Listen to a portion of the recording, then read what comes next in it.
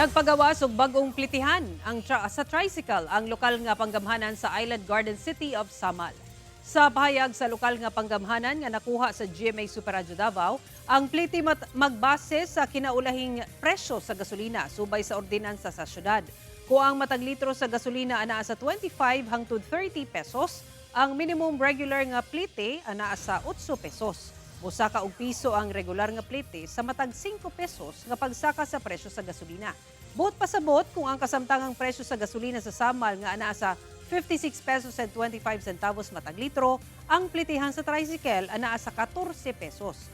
Gipasidanan sab ang mga driver ug operators nga kinahanglang hatagan og 20% nga diskwento ang mga persons with disability, senior citizens ug mga estudyante. Gimanduan ang mga operator nga magkuha og authority to increase sa franchising section sa City Mayor's Office una ipatuman ang bag-ong plitihan.